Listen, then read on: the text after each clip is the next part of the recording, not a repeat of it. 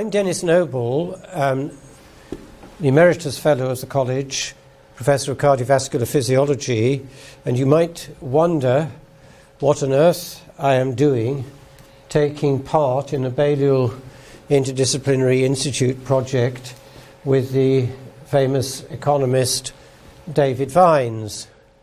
And the reason is very simple.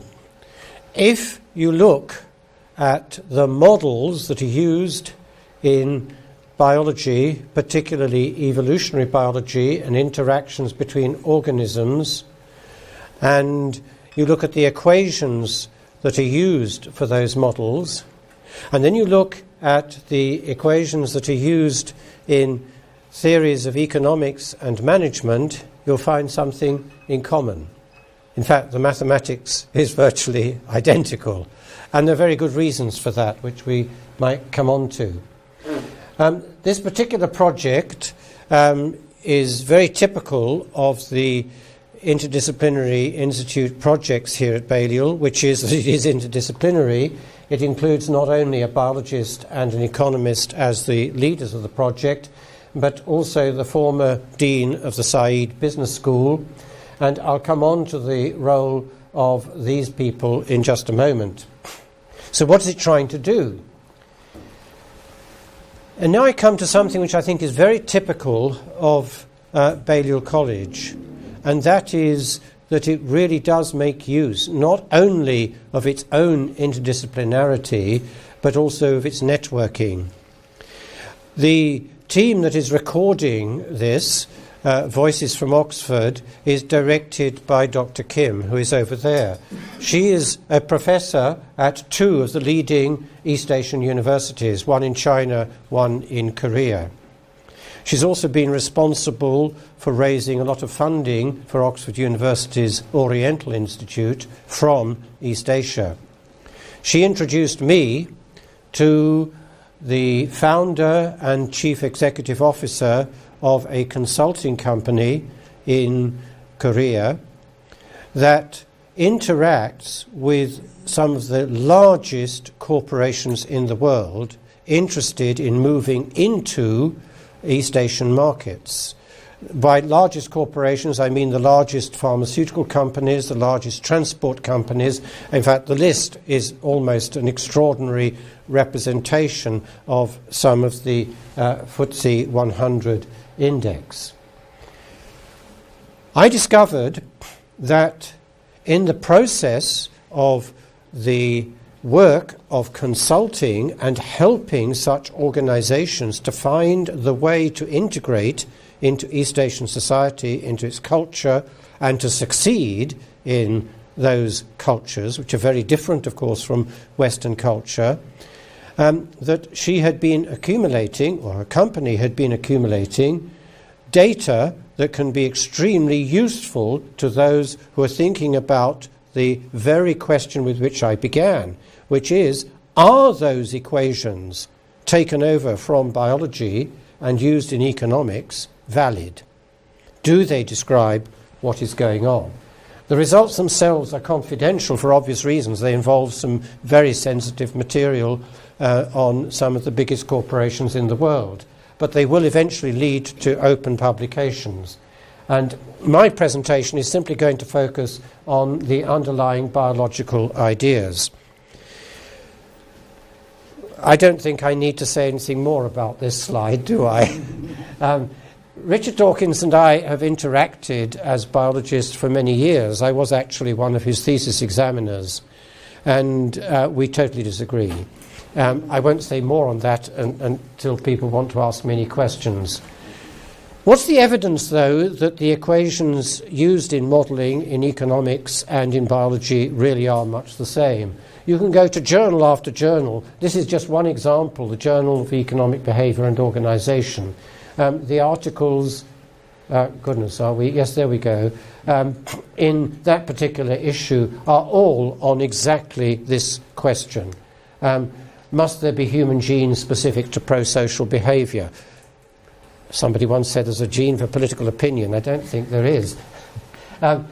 On the opposite side, David Sloan Wilson writing on a whole new ball game. this journal issue is entirely made up of interactions between biologists and economics people on precisely the questions that I'm raising. And what's the origin of the idea?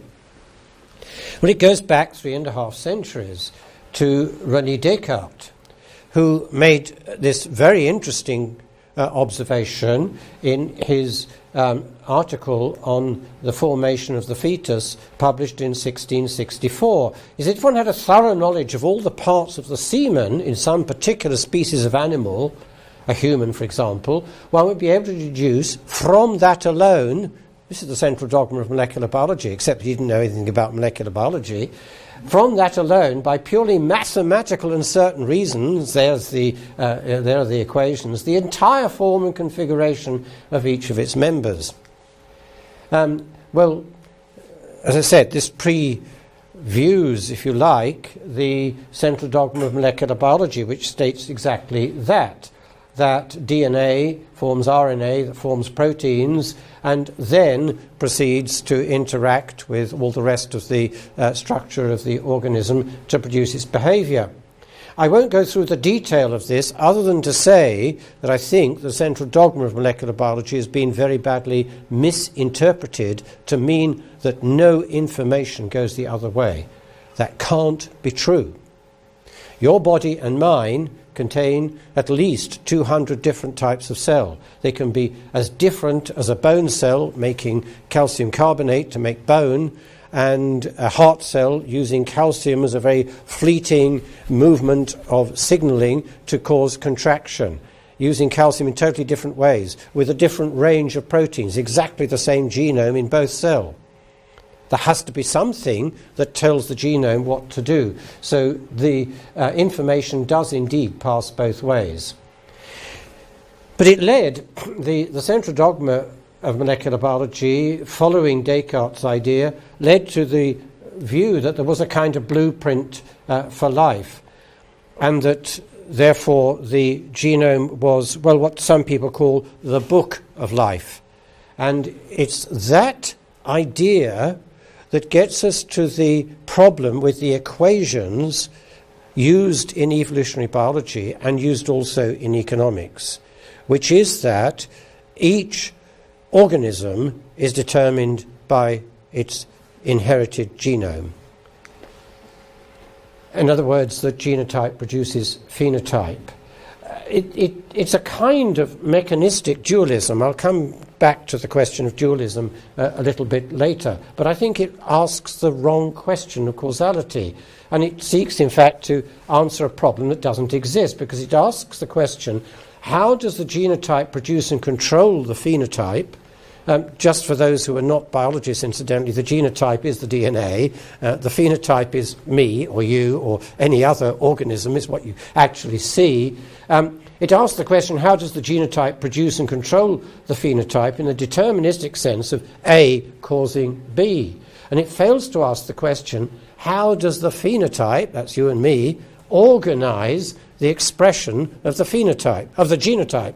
In other words, the genes are a kind of set of templates.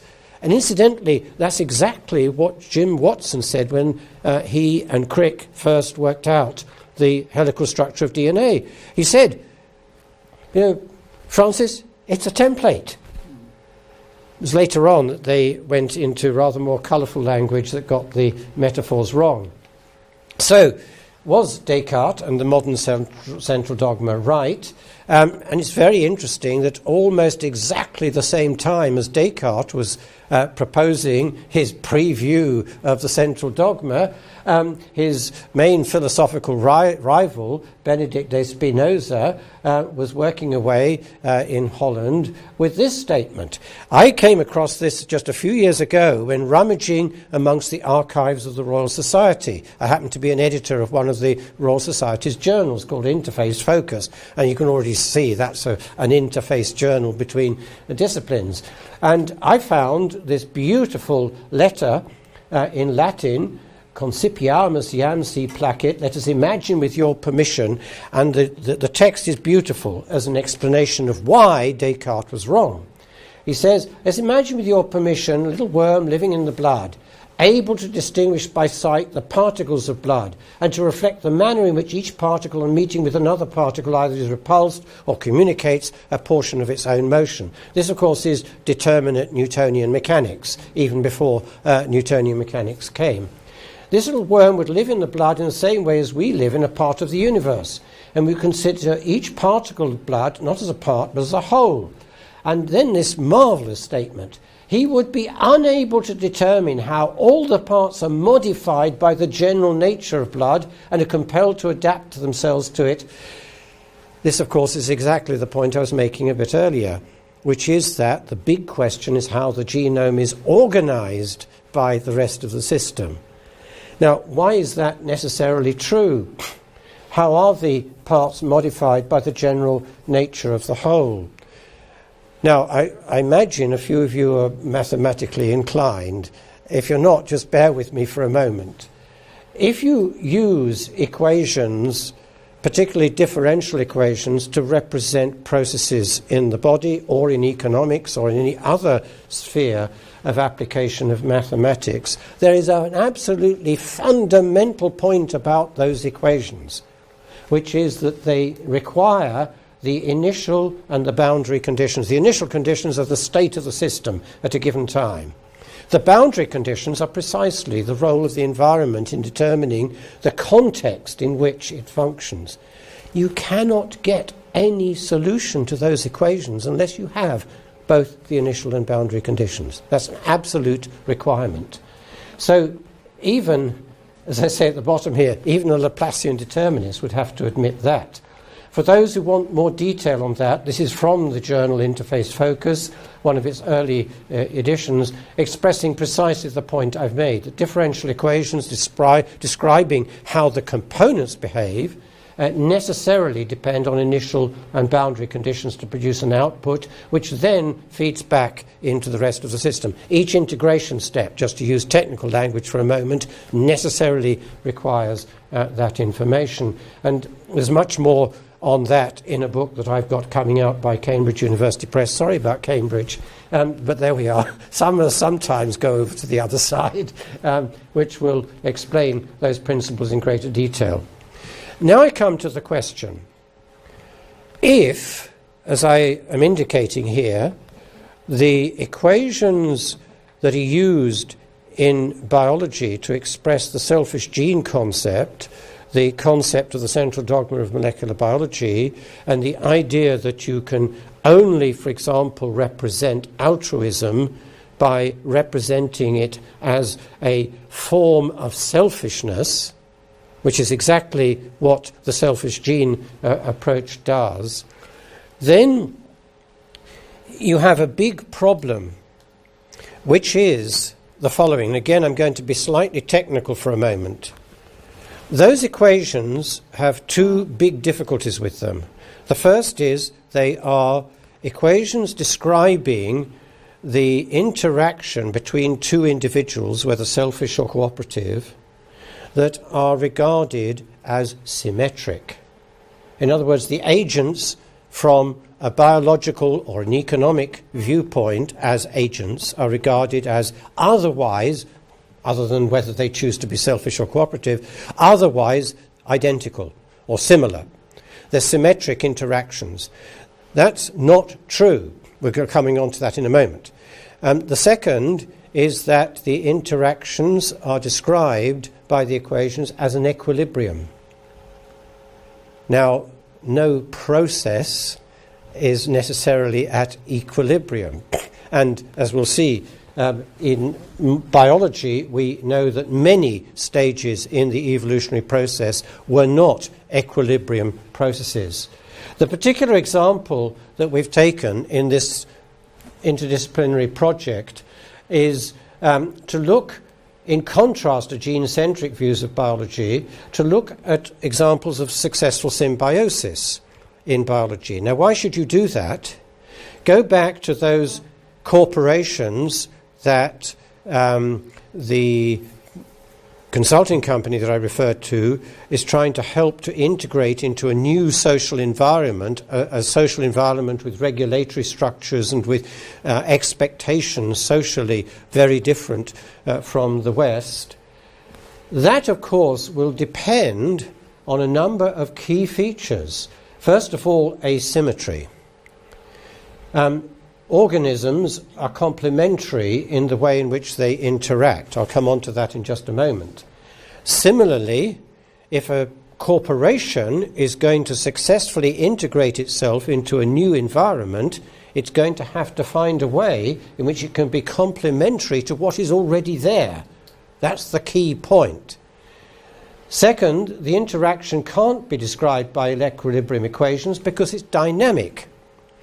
Now let's just follow this particular example in a little bit more detail. This is a beautiful book by a man called Martin Brazier. Martin Brazier took part in a debate between Richard Dawkins and Lynn Margulis about 6 or 7 years ago. It's fully recorded by Voices from Oxford, and you can find the videos on the Voices from Oxford website. Martin Brazier has published several extraordinary books recently, published by Oxford University Press, including this one, Secret Chambers. What's it about? It's about the way in which the great coral reefs were formed. And how were they formed? They were formed by a most remarkable coming together of two organisms that were complementary and therefore very, very different. This is, as I said earlier on, very different from the symmetric interactions assumed in the equations of standard biological theory and standard economics theory. What were these organisms? They consisted, first of all, of an organism which is a unicellular organism called a foraminiferum. And it's called a foraminiferum because it forms shells with many holes. That's very fortunate for its interaction, because the foraminiferum can host algae which insert themselves in those holes. That's why the coral reefs are coloured, incidentally, because some of them will be green, some of them will be red, some of them will be bluish, and it depends very much on the light that they are trying to capture.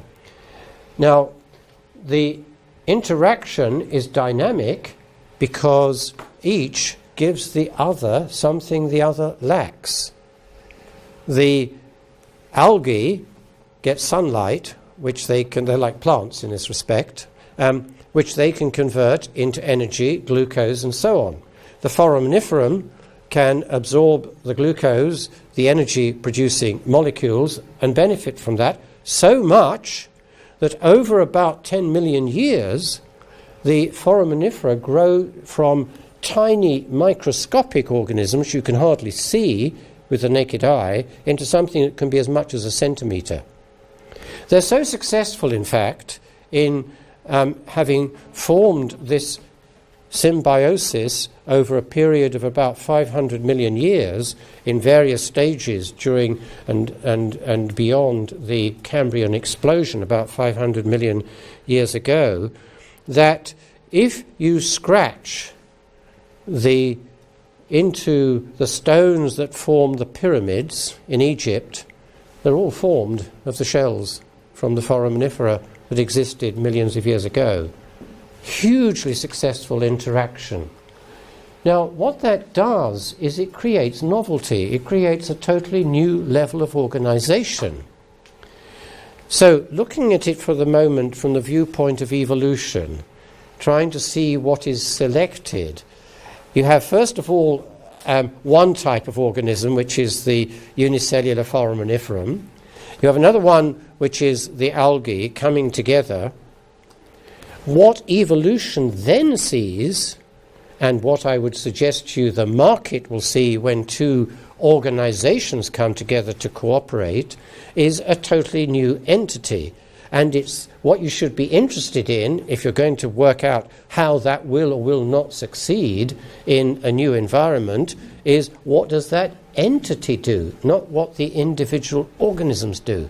So you get away from the equations in which you're looking at the interaction between two symmetric organizations or organisms interacting in an equilibrium state into one in which you have novelty creating a new level of organization, which then is what the market or evolution will focus on. There's the parallel, and therefore a strong parallel with asymmetric interactions between corporations and regulators.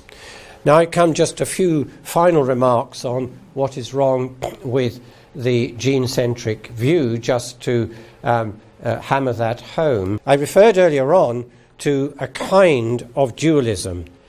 Now, there's no sense in which that is just by chance.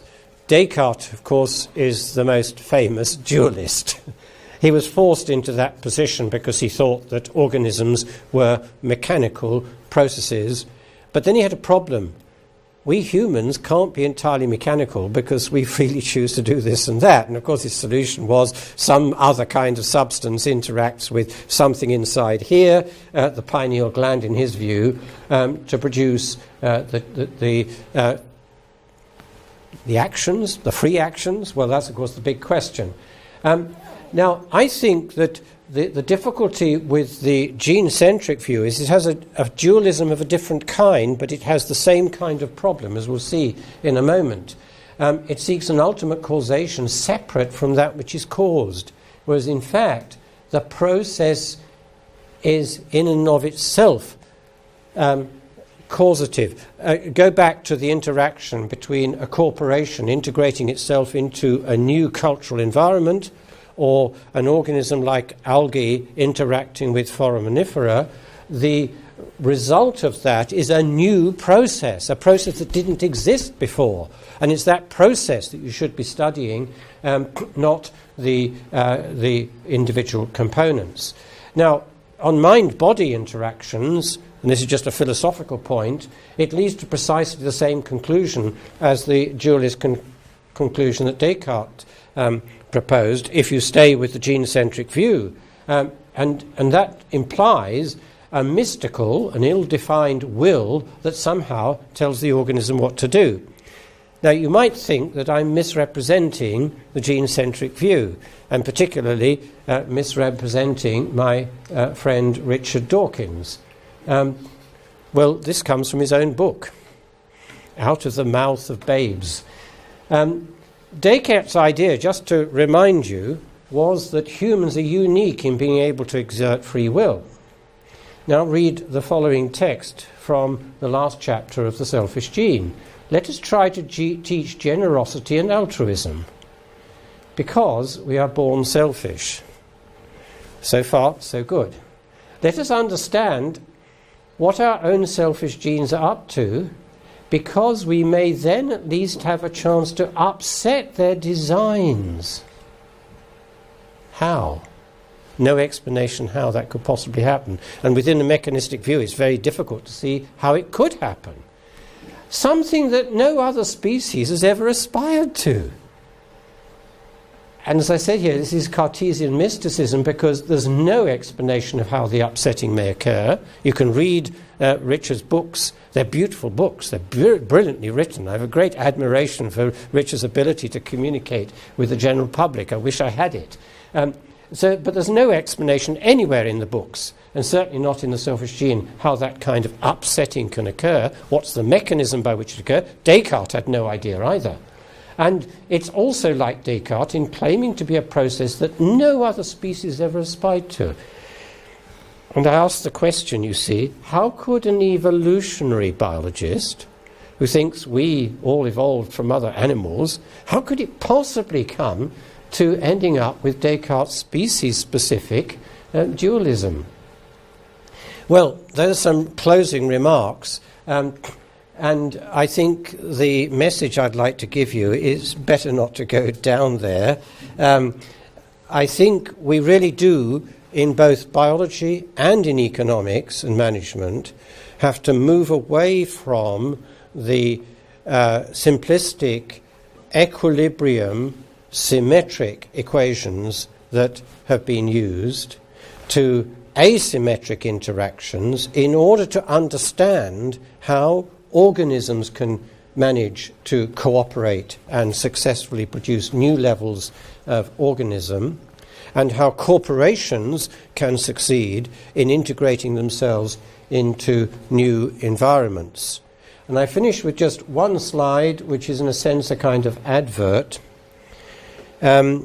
This issue has been taken up by the two top academies in the United Kingdom.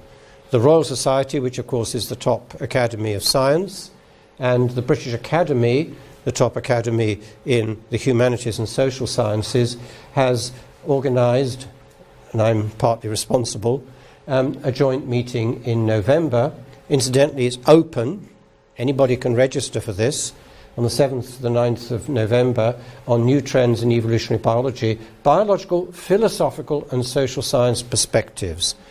So you can take it not only from me that I think this is one of the central issues in both biology and economics. What kinds of models do we want to use that are really useful in understanding what is going on? But you can also see that the issue is now regarded as an important issue by the two top academies in the United Kingdom. Thank you very much, and I'm open to questions, discussion and disagreement. Thank you.